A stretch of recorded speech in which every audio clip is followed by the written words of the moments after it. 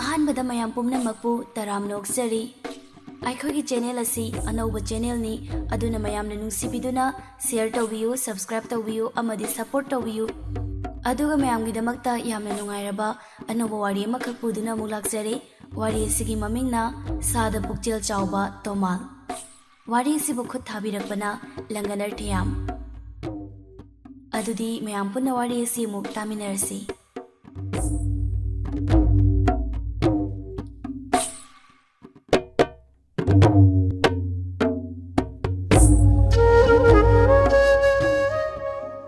ꯏꯪꯊꯝꯊꯥ ꯑꯣꯏꯕꯅ ꯅꯨꯃꯤꯠꯁꯨ ꯉꯟꯅ ꯇꯥꯏ, ꯑꯃꯗꯤ ꯏꯪꯁꯨ ꯏꯪꯕꯅ ꯃꯤꯄꯨꯝ ꯈꯨꯗꯤꯡ ꯃꯩꯅꯥꯛꯇ ꯂꯩꯅꯩ꯫ ꯐꯨꯡꯒꯥ ꯑꯗꯨꯗ ꯑꯍꯜ ꯑꯣꯏꯔꯕ ꯁꯥꯃꯨ ꯃꯁꯨ ꯃꯌꯥꯝ ꯑꯗꯨꯒ ꯏꯀꯣꯏ ꯀꯣꯏꯅ ꯐꯝꯂꯤ꯫ ꯆꯥꯛ ꯉꯥꯏꯔꯤꯕꯅꯤ꯫ ꯇꯨꯃꯤꯟꯅ ꯂꯩꯔꯝꯕꯗꯨ ꯏꯈꯪ ꯈꯪꯍꯧꯗꯅ ꯃꯁꯨ ꯃꯌꯥꯝꯕꯨ ꯇꯥꯅꯕ ꯁꯨꯝꯅ ꯍꯥꯏꯔꯝꯃꯤ꯫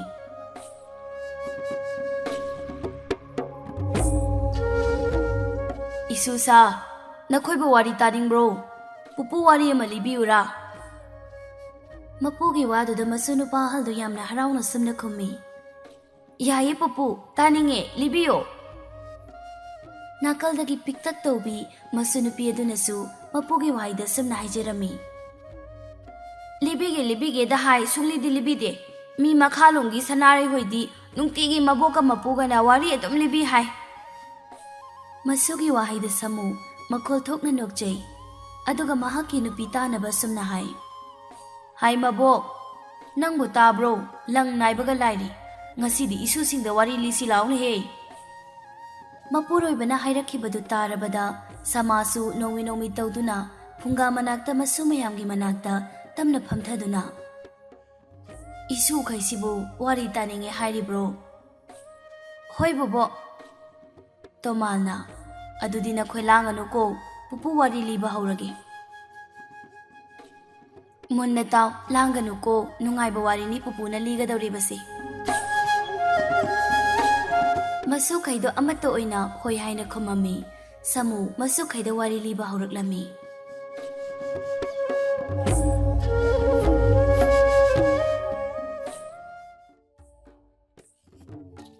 ꯊꯥꯏꯅ ꯊꯥꯏꯅ ꯃꯃꯥꯡꯉꯩ ꯌꯥꯝꯅ ꯄꯨꯛꯆꯦꯜ ꯆꯥꯎꯕ ꯅꯨꯄꯥ ꯑꯃ ꯂꯩꯔꯝꯃꯤ꯫ ꯅꯨꯄꯥ ꯑꯗꯨꯒꯤ ꯃꯃꯤꯡꯅ ꯇꯣꯃꯥꯜ ꯀꯧꯔꯝꯃꯤ꯫ ꯃꯍꯥꯛ ꯄꯨꯛꯆꯦꯜ ꯆꯥꯎꯕ ꯈꯛ ꯅꯠꯇꯅ ꯇꯟꯁꯨ ꯌꯥꯝꯅ ꯇꯜꯂꯝꯃꯤ꯫ ꯅꯣꯡꯃꯒꯤ ꯅꯨꯃꯤꯠꯅꯤ꯫ ꯇꯣꯃꯥꯜꯅ, ꯑꯁ ꯑꯣꯟꯊꯣꯛꯅ ꯇꯟꯈ꯭ꯔꯦꯗ, ꯆꯥꯛ ꯊꯣꯡꯉꯒ ꯆꯥꯗꯧꯔꯤꯁꯦ ꯑꯩꯗꯤ ꯏꯇꯣꯝꯇꯒ ꯑꯣꯏꯔꯦ, ꯆꯥꯗ꯭ꯔꯗꯤꯅꯦ ꯋꯥꯗꯤ ꯋꯥꯒꯅꯤꯅꯦ ꯍꯣꯔꯦꯟ, ꯅꯨꯃꯤꯗꯥꯡ ꯉꯥꯏꯒꯗꯧꯔꯤꯁꯦ ꯑꯩꯗꯤ ꯀꯔꯝ ꯇꯧꯅꯤ ꯇꯧꯔꯤꯁꯤꯗꯤ꯫ ꯇꯣꯃꯥꯜ ꯋꯥꯍꯩ ꯑꯁꯤ ꯍꯥꯏꯔꯒ ꯃꯁꯥ ꯃꯇꯣꯝꯇ ꯋꯥꯈꯜ ꯑꯗꯨ ꯃꯨꯟꯅ ꯈꯟꯊꯗꯨꯅ ꯂꯩ꯫ ꯄꯨꯛꯆꯦꯜ ꯆꯥꯎꯕ ꯑꯣꯏꯔꯕꯁꯨ ꯃꯍꯥꯛ ꯅꯨꯄꯤ ꯊꯤꯔꯝꯗꯦ꯫ ꯆꯥꯛꯌꯥꯝ ꯆꯥꯕ ꯆꯥꯎꯕꯪ ꯑꯃꯁꯨ ꯑꯣꯏꯔꯝꯃꯤ꯫ ꯑꯁꯨꯝꯅ ꯑꯃꯨꯛꯁꯨ ꯃꯇꯣꯝꯇ ꯍꯥꯏꯖꯩ, ꯑꯋꯥꯡꯈꯨꯜꯒꯤ ꯏꯃꯥꯕꯣꯛ ꯍꯣꯏꯗ ꯆꯠꯂꯒꯦꯗ, ꯑꯗꯨꯒ ꯑꯌꯨꯛꯁꯤꯒꯤ ꯆꯥꯛ ꯆꯥꯔꯨꯈꯤꯒꯦ꯫ ꯁꯤꯅꯥꯕ ꯑꯇꯟꯕ ꯑꯩꯒꯤꯗꯤ ꯐꯒꯗꯕ ꯃꯥꯜꯂꯤ꯫ ꯇꯣꯃꯥꯜ ꯑꯁꯨꯝꯅ ꯍꯥꯏꯔꯒ ꯃꯐꯤ ꯍꯣꯡꯗꯣꯛꯇꯨꯅ ꯑꯋꯥꯡꯈꯨꯜꯂꯣꯝꯗ ꯂꯣꯏꯔꯣꯏ ꯂꯣꯏꯔꯣꯏ ꯁꯨꯝ ꯂꯥꯛꯂꯝꯃꯤ꯫ ꯃꯁꯨ ꯅꯨꯄꯥ ꯑꯇꯣꯝꯕꯅ ꯋꯥꯔꯤ ꯑꯗꯨꯒꯤ ꯃꯔꯛ ꯊꯠꯂꯒ ꯁꯨꯝꯅ ꯈꯪꯅꯤꯡꯅ ꯍꯪꯉꯛꯏ꯫ ꯄꯨꯄꯨ, ꯑꯗꯣ ꯃꯥꯗꯤ ꯁꯦꯜ ꯄꯥꯏꯗꯕ꯭ꯔꯥ? ꯃꯥꯒꯤꯗꯤ ꯀꯅꯥꯝꯇ ꯂꯩꯇꯦ ꯍꯥꯏꯗꯣ, ꯂꯣꯏ ꯁꯤꯈ꯭ꯔꯕ, ꯀꯔꯥꯏ ꯆꯠꯈ꯭ꯔꯒꯦ? ꯍꯪꯂꯛꯂꯤꯕ ꯃꯁꯨꯒꯤ ꯋꯥꯍꯪꯗ ꯃꯄꯨ ꯃꯕꯦꯟ ꯑꯣꯏꯔꯤꯕ ꯃꯈꯣꯏ ꯑꯅꯤꯗꯤ ꯅꯣꯛꯆꯔꯝꯃꯤ, ꯑꯗꯨꯒ ꯃꯕꯣꯛ ꯁꯃꯥꯅ ꯁꯨꯝꯅ ꯍꯥꯏꯔꯝꯃꯤ꯫ ꯏꯁꯨ, ꯇꯣꯃꯥꯜ ꯍꯥꯏꯁꯦ ꯁꯦꯜ ꯌꯥꯝꯅ ꯄꯥꯏꯕ ꯅꯨꯄꯥꯅꯤ, ꯇꯟꯗꯤ ꯌꯥꯝꯅ ꯇꯟꯕ, ꯃꯤꯒꯤ ꯂꯩꯇꯕꯗꯅꯦ ꯃꯇꯦꯡ ꯌꯥꯝꯅ ꯇꯧꯕꯤꯕ ꯃꯤꯅꯦ꯫ ꯑꯁ ꯕꯣꯕꯣꯛ, ꯇꯟꯕꯁꯦ ꯌꯥꯝꯅ ꯐꯠꯇꯦꯀꯣ?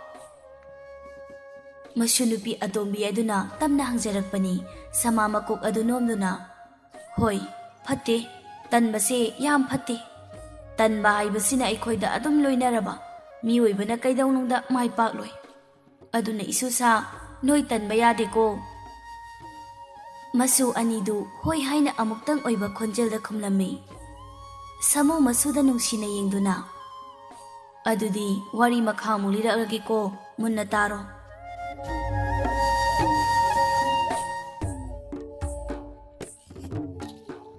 Tomal tanna tanna sum loi lakhibana hojikti awang khul yauraktuna suri tafamda leptuna mamabokpu kaurami. Hoi mabok! Hoi mabok leibibro! Nacha laksariye! Mapaldam tathokpiro! Hoi mabok! Mapalda kaukibadu tarabada imungdagi mamabok adu mapalda thoraklami. Aduga ingangakna thazadana asumna hairami. Haima! Tomal! Onthongna thazakhidreda. Kai leirage nangna imabokida lakpabo arubaga thabakka leibro. Imabok kaishu laite. Nachana laibasi ngasidi imabokida chak chara amta chagina laibani. Chasi adugi oire lao chango imungda phamsi imabok chak thongge kuiroi ngahak khaktani. Asi haiduna imungda punna changminarai. Tomal tamna somna hairai. Imabok ai ngahakti hipuge imabokna chak loiraga khara hudopiro. Hoi hipuro kuiroida icha chak lamnamdani Pukchel bani imabok khangida. Mamaboki wahida Tomal momon minok tamjai. Aduga phamung thakda kakhatuna hiptharami. Aduga mamabokna chak ising pumnamak loisinnabu hotnarami. Matamdi khangawdi nungthilgi baro pungpham oisilakle. Masa chawbana maram oiraduna isi siba makhai tumtharami. Chak ising pumba thiba loiraga chaksang adudagi Tomal bu tanaba khol khaji wanglapna kauraklami. Ho Tomal! Chak loirene sara silao. Tabro Tomal! Isana pamjabu uti thonge ingkhiba tarene nangbu lao ko. Kauzai haibagi wani hoi mai he karimata haibirakte. Tamandrabada mamabok adu kada laami. Isi sina tumduna leiramba sida asumna khangai hairami. Haima, tumduna leiramledana tauribasidya. Onthokpanida karam tawne. Asi haiduna Tomalbu masa nomduna tanaba haudoklami. Bungo, Tomal, tabro, haugalona he nangba, namit singo, chak ising loire, chak siloina ingkhiba tare, namit singo. Asumna masa nomduna haudorakbasidadi Tomal mamit adu singaduna tamna haugole. Aduga tarang ama ichatchatuna phamung thakta phamduna lei. Machagumlaba ipangpangba Tomalgi matauda mamabok oiribi mahakti yamna nungsijarami. Tomal tumlubagi yam hainingdana sumna hairai. Mabok, chak loirabo. Yam talle hago tawba. Aigidi sida pubirakera. Haima, hoi, imabok pusinbirake. Ngahak ngairamuko. Wahai asi hairamlaga mamabok adu cha insang lawba chaksangda changkhirami. Tomalna sumna tapna haijai. Khara zardi muk chatpa tallani. Lamnaga lape khongna hangadaurise awabani oigadaurise. Sawong sabanaga samug ek oisile. Aigi punsise onthoi. Ima pa batang leiramladi phagadabani. Tanja chana chak insang puba pusinbirakle. Uti thongba ngarau mathildu ubada Tomal matindu amuktang gut launa yoli. Hauni don thongna swa. Khangde nabuk thanaba chawko ukdrabasune imabok hapke. Hoi haiduna Tomal chak adu chaba hawi. Macha oiriba Tomalna chak hauna chabadu mit kuptana yengjai. Ngaihaki matungda sumna hairami. Ichana chabasi uraga yamna hauramgadaba mali. Aise chak amuk lamlakle taurise. Tomal chak adu umsai saiduna khumai. Hawe yamna. Uti siya lehawri bro. Kharaga hapilo. Chak su khazik hapilo. Yam hawe mabo. Hoi, imabo hapake. Chow. Chak yam chaba pamjabana Tomal su leptanaba mabuk adu pokhainaba charami. Aduga ngaihaki matungda chak ising toklaga makhut hamba loirabagi matungda wari makha amuk sanari. Tomal, sahidi phanayam yamle. Asumna dum leiba yaba haunade. Nang khak yumda leibadu nungaibrane. Nupi thinaba tausida. Mabo, aigi pibam sida kanagi machaningolna yagadawribanoda. Madu oithoi. ꯑꯩ ꯑꯗꯨꯝ ꯂꯩꯔꯁꯅꯨ ꯁꯨꯝꯅ ꯅꯨꯄꯤꯒ ꯊꯤꯔꯔꯣꯏꯗ. ꯍꯩ ꯃꯗꯨ ꯌꯥꯕ ꯅꯠꯇꯦꯅꯦ ꯅꯪꯕꯣ. ꯑꯣꯟꯊꯣꯛꯅ ꯒ꯭ꯌꯥꯟ ꯇꯥꯈꯤꯗ꯭ꯔꯦꯗ ꯅꯪꯁꯦ. ꯏꯃꯥꯕꯣꯛ ꯅꯨꯄꯤ ꯊꯤꯕꯒꯤ ꯋꯥꯐꯝꯗꯨ ꯁ꯭ꯋꯥꯏꯗ ꯂꯦꯞꯄꯤꯔꯣꯕ. ꯑꯩꯍꯥꯛ ꯇꯥꯖꯅꯤꯡꯗ꯭ꯔꯦ. ꯌꯦꯡꯉꯨꯅꯦꯍꯦ ꯃꯁꯤꯕꯣ ꯑꯣꯟꯊꯣꯛꯄꯅꯤꯗ ꯀꯔꯝ ꯉꯥꯡꯅꯅꯤ. ꯇꯣꯃꯥꯜ ꯐꯝꯂꯝꯕꯗꯒꯤ ꯇꯞꯅ ꯍꯧꯒꯠꯇꯨꯅ ꯍꯀꯥꯝ ꯑꯗꯨ ꯂꯥꯎꯅ ꯆꯜꯂꯝꯃꯤ ꯑꯗꯨꯒ ꯇꯞꯅ ꯈꯨꯝꯃꯤ. ꯏꯃꯥꯕꯣꯛ ꯈꯔ ꯆꯥꯔꯕꯅꯤꯅ ꯑꯃꯨꯛ ꯇꯨꯝꯅꯤꯡꯉꯅꯤ. ꯑꯗꯨꯅ ꯏꯃꯥꯕꯣꯛ ꯑꯩ ꯆꯠꯍꯧꯔꯒꯦ. ꯏꯟꯁꯥꯡ ꯅꯥꯄꯤ ꯂꯩꯔꯗꯤ ꯐꯤꯗ ꯈꯔ ꯌꯣꯝꯕꯤꯔꯛꯎ. ꯉꯥꯏꯈꯣ ꯑꯗꯨꯗꯤ ꯑꯩ ꯑꯃꯨꯛꯇ ꯍꯦꯛꯂꯨꯈꯤꯒꯦ. ꯀꯨꯏꯅ ꯊꯥ ꯑꯃꯃꯨꯛ ꯆꯥꯅꯅꯕ ꯍꯦꯛꯄꯤꯔꯛꯀꯦ. ꯆꯥꯛꯍꯥꯎ ꯐꯥꯎꯁꯨꯅꯦ ꯈꯔ ꯍꯦꯛ ꯄꯨꯈꯣ. ꯍꯣꯏ ꯏꯃꯥꯕꯣꯛ ꯀꯨꯏꯗꯤ ꯀꯨꯏꯔꯒꯅꯨꯀꯣ. ꯑꯩ ꯇꯟꯈꯤꯕꯅ ꯍꯥꯟꯈꯤꯕ ꯇꯥꯔꯦ. ꯍꯣꯏ ꯍꯥꯏꯔꯝꯗꯨꯅ ꯃꯃꯥꯕꯣꯛ ꯑꯗꯨ ꯍꯤꯡꯒꯣꯜꯂꯣꯝꯗ ꯆꯪꯈꯤꯔꯝꯃꯤ.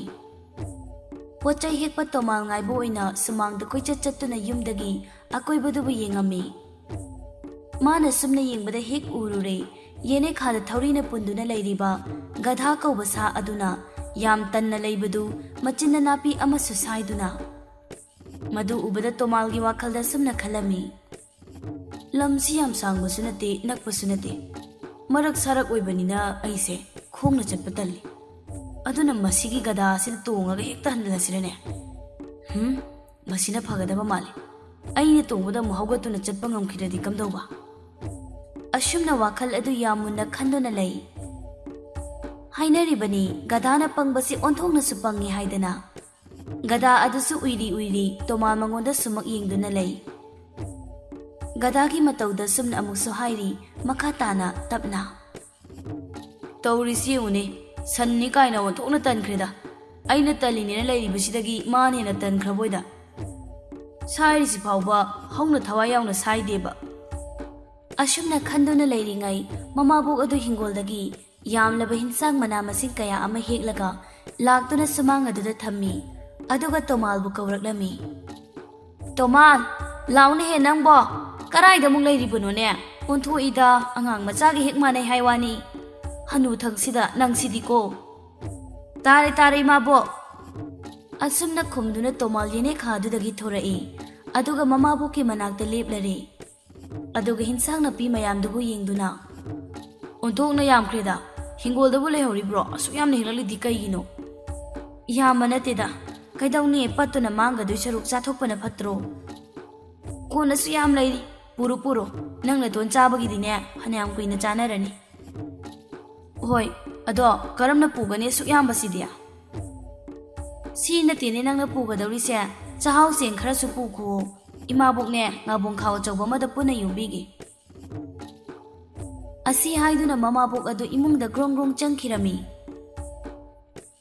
ꯑꯗꯨꯒ ꯆꯥꯛꯍꯥꯎ ꯆꯦꯡ ꯈꯔꯒ ꯉꯥꯕꯣꯡ ꯈꯥꯎ ꯑꯆꯧꯕꯗꯨꯗ ꯄꯨꯊꯣꯛꯇꯨꯅ ꯃꯄꯥꯜꯗ ꯊꯣꯔꯛꯂꯝꯃꯤ.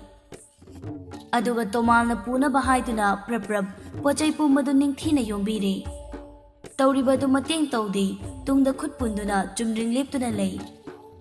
ꯇꯣꯃꯥꯜ ꯃꯍꯥꯛꯇꯤ ꯄꯣꯠꯆꯩ ꯄꯨꯝꯕ ꯉꯥꯕꯣꯡ ꯈꯥꯎ ꯑꯆꯧꯕꯗꯨꯗ ꯌꯣꯝꯕ ꯂꯣꯏꯔꯕꯗ ꯇꯞꯅ ꯁꯨꯝꯅ ꯍꯥꯏ. ꯄꯣꯠꯆꯩ ꯄꯨꯝꯕꯁꯦ ꯌꯣꯝꯕ ꯂꯣꯏꯔꯦ. ꯍꯟꯈꯤꯅꯕ ꯇꯧꯔꯣꯅꯦ. ꯊꯦꯡꯈꯤꯕ ꯇꯥꯔꯦ. ꯂꯝꯁꯦ ꯌꯥꯝ ꯂꯥꯞꯄꯤ. ꯇꯣꯃꯥꯜ ꯌꯥꯝ ꯇꯞꯅ ꯁꯨꯝꯅ ꯍꯥꯏꯔꯛꯏ. ꯃꯥꯕꯣꯛ ꯑꯁꯨꯛ ꯆꯥꯎꯈ꯭ꯔꯕ ꯉꯥꯕꯣꯡ ꯈꯥꯎ ꯑꯁꯤ ꯑꯩꯅ ꯄꯨꯗꯨꯅ ꯆꯠꯀꯗꯧꯔꯤꯕ꯭ꯔꯥ? ꯃꯁꯤꯗꯤ ꯅꯪꯅ ꯄꯨꯗꯨꯅ ꯆꯠꯇ꯭ꯔꯕꯗꯤ ꯀꯅꯥꯅ ꯆꯠꯀꯗꯧꯔꯤꯕꯅꯣ? ꯑꯗꯨꯗꯤ ꯑꯩ ꯇꯜꯂꯤ. ꯌꯨꯝ ꯌꯧꯕ ꯉꯝꯂꯣꯏꯗ. ꯑꯁꯨꯛ ꯋꯥꯅ ꯄꯨꯔꯒ ꯑꯃꯨꯛ ꯍꯟꯕ ꯍꯥꯏꯗꯨꯗꯤ ꯑꯩ ꯉꯝꯃꯣꯏꯌꯦ ꯇꯁꯦꯡꯅ. ꯃꯆꯥ ꯁꯛꯂꯕ ꯇꯣꯃꯥꯜꯒꯤ ꯋꯥꯍꯩꯗ ꯃꯃꯥꯕꯣꯛ ꯃꯍꯥꯛꯀꯤ ꯃꯐꯝꯗ ꯑꯋꯥꯕ ꯑꯃꯗꯤ ꯍꯥꯞꯄꯤꯔꯦ. ꯑꯗꯨꯅ ꯇꯞꯅ ꯍꯥꯏ. ꯑꯗꯨꯗꯤ ꯅꯪꯅ ꯀꯔꯝ ꯀꯥꯟꯗ ꯌꯨꯝꯗ ꯍꯟꯒꯦ ꯍꯥꯏꯔꯤꯕ? ꯍꯣꯔꯦꯟ ꯑꯩꯈꯣꯏ ꯕꯥꯖꯤ ꯍꯜꯂꯛꯂꯒ ꯊꯤꯜꯍꯜꯂꯨ ꯍꯥꯏꯔꯤꯕ꯭ꯔో? ꯇꯣꯃꯥꯜ ꯃꯀꯣꯛ ꯑꯗꯨ ꯍꯥꯏꯗꯨꯅ ꯅꯠꯇꯦ ꯃꯥꯕꯣꯛ. ꯌꯨꯝꯗ ꯀꯅꯥꯝ ꯂꯩꯍꯧꯕ ꯅꯠꯇꯦ. ꯍꯨꯔꯥꯟꯕꯒ ꯆꯪꯉꯝꯂꯗꯤꯅꯦ ꯃꯥꯡꯖꯔꯤꯕꯁꯦ ꯑꯩꯍꯥꯛ ꯈꯛꯇꯅꯤ. ꯑꯗꯨꯅ ꯑꯩ ꯋꯥꯐꯝ ꯑꯃ ꯍꯥꯏꯒꯦ. ꯏꯃꯥꯕꯣꯛꯅ ꯌꯥꯕꯤꯒꯗ꯭ꯔꯥ? ꯍꯥꯏꯌꯨꯅꯦ ꯀꯔꯝꯕ ꯋꯥꯐꯝꯅꯣ? ꯍꯦꯛꯇ ꯀꯣꯏꯗꯅ ꯍꯥꯏꯌꯨ. ꯅꯈꯣꯏꯒꯤ ꯌꯦꯅꯦꯈꯥꯗ ꯄꯨꯟꯗꯨꯅ ꯊꯝꯂꯤꯕ ꯒꯙꯥ ꯁꯥꯁꯦ ꯑꯩ ꯇꯣꯡꯗꯨꯅ ꯆꯠꯈ꯭ꯔꯒꯦ. ꯏꯁꯦ ꯑꯗꯨꯒꯤ ꯑꯣꯏꯔꯦ. ꯑꯩꯗꯤ ꯚꯥꯞꯄꯨ ꯑꯣꯏꯔꯨꯗ꯭ꯔꯦ. ꯌꯥꯏ ꯄꯨꯈꯣ. ꯇꯣꯡꯗꯨꯅ ꯃꯆꯠꯈꯣ. ꯍꯣꯔꯦꯟ ꯕꯥꯖꯤ ꯊꯥꯔꯛꯂꯒ ꯍꯦꯛ ꯂꯧꯍꯟꯒꯦ ꯑꯗꯨꯅꯤ. ꯑꯁꯨꯝꯅ ꯇꯣꯃꯥꯜ ꯃꯍꯥꯛꯅ ꯌꯦꯅꯦꯈꯥꯗ ꯆꯪꯗꯨꯅ ꯄꯨꯟꯗꯨꯅ ꯊꯝꯂꯤꯕ ꯒꯙꯥ ꯍꯥꯏꯕ ꯁꯥꯗꯨꯕꯨ ꯂꯧꯊꯣꯛꯎꯔꯦ. ꯒꯙꯥ ꯍꯥꯏꯕꯁꯤ ꯄꯣꯠꯆꯩ ꯍꯣꯟꯅꯕ ꯁꯤꯖꯤꯟꯅꯔꯝꯃꯤ. Tomalgi yet thangba makutta gada puliba thori adu paiduna mamabokta yengi. Imabo, ai sa asigi mathakta tongkhalage. Nahangna podyong mabong khaw achawbase aigi kokta thongalpiro. Haidoraiba Tomalgi wada mamabok adudi mamit ado khanglaw hek lawthurai. Mapugi warida masukhaidu wa lawna noi aduga nawa apisak oibai khangningmana masunupi atombina asamna hangai nokmiba maithongda. Adudi pupua gadagi mathakta masa chawba Tomaldu tongduna halakpro. Isu thoibi halakadawribanine wari asisu loirakadawre nakhoibu nungaitrabro. Nungaye pupu noksiam nokninge ado pupua Tomal na gada mathakta tongradi magi pochei yombadunane kamaina purakduino yam pangi ko Tomal se. Mashuno pa tombaduna tamna makha tarakpani samu makuk adu nomduna. Aduni ni pangba haibase waragada tui kari mata kanati asingbana ta heline mai pakpa haibado. Adudi pupu wari makha mulirak lage ko. Tomalgi wahaida ngakchanaba phawrami adubu manaruraga kanaba nate khanduna asumna khumi. Hoi nang hanamta tongkalo sadu lepa ngambra yengsido Tomal. Hairaklavane sadana Tomal gada mathagadada tongkhali aduba sadu wabagi amadi ngamdabagi khudam amata utte madu ubada makhau pongna sumna hairami. Uredana imabo sa asi karimata tawdrise karaino kokthag asida ngabong khawado hapkalo ai hankinaba tawrage. Mamabok aduna makokta khawjawadu thongatpire aduga makhut oyeduna haifet khawgi machin waida ngai makhut yet aduna thori adubu pai gada adubu tongduna yumlomda tapna nungsa marakta humang tup taduna lambi adubu asum loiroi lai. Gada kauba sagi khongthangna tappane managa khara masa chawre phambasina dum waraduna asumna haijai matomda. He gada nangse aina tallibasida yana tankraboi yum yogadosi walida khara yang chalune. Asi haiduna thori aduna saduda yairammi. Asumna thorina yairakpada gadadu naraduna khazik yanglap chenchat amuk chatli. Mana sumna lakpada mataw chawrel adu matang chadana hek thengnari. Saurelna Tomal bu kawi. Oi taw Tomal, karino tawraidubo amukta ngaikhodana. Tomal gada tapthanduna matawgi manak changsili kumdaba makti kumtharakti. Kay hagi taw saurel. Karino haiba itawna tawridubo. Ha, nati itaw bunga horabraba. Karaida chalulibano tawraiba pipam sibo. Awangkulgi imabu hoida chak saba chalubani. Mahangna karino mayama mahapiraktana puraibani. Saurel makhwang ado haipit konthaduna. Aina haibadi puraiba podyamadu sa asigi mathakta happa yadabra haiba. Nangbu karigi kokthong naiduna puraklibano. Tomal tapna adumna tawbado gada asida tamthiba yana awaba moina piba thoni tawbanida. Ha, karino hairidubu Tomal. Ho makhoiso awaba khangbane aikoina ngammedanane pangsi sijanabado aidi pamdeba aduineba. Nangi Pukchel Chaoba sidi karida hairuni khara tallabasu itaw nangi Pukchel sidi angakpani ko. Miyoiba aikoida Pukchel Chaoba puk phabadai hendanane sa sida phawba hena Pukchel Chauribanine ko nang. Masina yeng kaigumba aina sikhrabasu lairameng yoba ngamgadoribani. Noroki komda taruduini yengune Saurel aisam noidra. Saurel maburingda sumna khali. Kari chanaribano masigi apangba sina hairisibo. Puraibu podyam siga yengnarurabadi mahaknena lumsulumnamni. Awabadi hena gada sida piri. Aduga Pukchel Chawi haibasida harauduna kasu tawri. Aina haidi khojau. Asi gada sigi mathakta hapaga mana nakalda tamna induna nungaina lakpa yadabra sinida. Mahangna hangba wahangdugi paukum pidabi tumin mangduna laikhibaduda khanghai amuksu hairaklammi. Chaurel, khumune aina hangibase. Aisi noidra isasi chawdraba. Hoini chawi kaidawrage Tomal. Aduni chawbani. Aduna karamna pikraba sa asina lumkraba podyam siga aiga puduna chatpa ngamgadoribano. Aduna ni aina podyam sibune kokthong naiduna puraklibase. Ha! Chaurel asumna khangai haiduna makuk adu paiduna makhoina ingaw ngawna lambiduda uyungum leptuna lehore. Aduga Tomal mahakna gada adubu thawduna yumda hankhirami. Yum hek yobaga gada adugi manaktagi kumthai ꯑꯗꯨꯒ ꯄꯣꯠꯆꯩꯁꯤꯡꯗꯨ ꯃꯥꯡꯒꯣꯜꯗꯨꯗ ꯊꯝꯗꯨꯅ ꯁꯥꯗꯨꯗ ꯇꯞꯅ ꯅꯨꯡꯁꯤꯅ ꯅꯥꯟꯊꯕꯤꯗꯨꯅ ꯁꯨꯝꯅ ꯍꯥꯏ ꯑꯩꯗꯤ ꯄꯨꯛ ꯐꯠꯇ꯭ꯔꯥ ꯅꯪꯕꯨ ꯋꯥꯍꯜꯂꯝꯃꯣꯏꯅꯦ ꯑꯩ ꯈꯛꯇꯅꯦ ꯅꯪꯒꯤ ꯅꯥꯡꯒꯜ ꯃꯊꯛꯇ ꯇꯣꯡꯂꯤꯕꯁꯤ ꯄꯣꯠꯆꯩ ꯑꯔꯨꯝꯕꯁꯤꯅꯅꯤ ꯅꯪꯕꯨ ꯋꯥꯈꯤꯕ ꯇꯥꯔꯦꯗꯅ ꯑꯩꯅꯅꯦ ꯑꯩꯒꯤ ꯀꯣꯛꯇ ꯍꯥꯞꯄꯤꯔꯛꯏꯕ ꯈꯪꯕ꯭ꯔꯥ ꯁꯨꯃꯥꯡꯁꯤꯗ ꯉꯥꯏꯍꯥꯛ ꯂꯩꯔꯝꯃꯨ ꯄꯣꯠꯆꯩꯁꯤ ꯏꯃꯨꯡꯗ ꯑꯝꯇ ꯊꯝꯃꯨꯈꯤꯒꯦꯀꯣ ꯑꯗꯨꯒꯅꯦ ꯌꯦꯅꯦꯈꯥꯗꯁꯨ ꯎꯔꯨꯝ ꯂꯩꯕꯅꯤ ꯑꯁꯤꯗ ꯄꯨꯟꯕꯤꯒꯦ ꯑꯗꯨꯒ ꯅꯤꯡꯊꯤꯅ ꯄꯣꯊꯥꯔꯣꯀꯣ ꯋꯥꯍꯩ ꯈꯔꯁꯤ ꯍꯥꯏꯔꯝꯗꯨꯅ ꯏꯃꯨꯡ ꯆꯪꯈꯤꯔꯝꯃꯤ ꯄꯣꯠꯆꯩ ꯄꯨꯗꯨꯅ ꯑꯗꯨꯕꯨ ꯋꯥꯕꯅ ꯂꯣꯏꯔꯕ ꯒꯗꯥ ꯃꯍꯥꯛꯇꯤ ꯁꯣꯔ ꯍꯣꯟꯕ ꯉꯝꯗ꯭ꯔꯗꯨꯅ ꯑꯗꯨꯃꯛ ꯁꯨꯃꯥꯡ ꯑꯗꯨꯗ ꯂꯦꯞꯅ ꯇꯨꯊꯗꯨꯅ ꯊꯋꯥꯏ ꯊꯥꯈꯤꯔꯝꯃꯤ ꯃꯤꯀꯨꯞ ꯑꯁꯤꯃꯛꯇꯗ ꯏꯃꯨꯡꯗꯒꯤ ꯄꯔꯄꯔ ꯊꯣꯔꯛꯄꯅꯤ ꯑꯗꯨꯕꯨ ꯇꯧꯔꯝꯂꯤꯕꯁꯤꯗ ꯇꯣꯃꯥꯜ ꯃꯀꯣꯛ ꯄꯥꯏꯔꯦ ꯑꯁꯤꯕ ꯒꯗꯥ ꯑꯗꯨꯒꯤ ꯃꯅꯥꯛꯇ ꯃꯀꯣꯛꯇ ꯃꯈꯨꯠ ꯍꯥꯞꯇꯨꯅ ꯃꯊꯥ ꯁꯥꯅ ꯐꯝꯊꯗꯨꯅ ꯂꯩꯔꯝꯃꯤ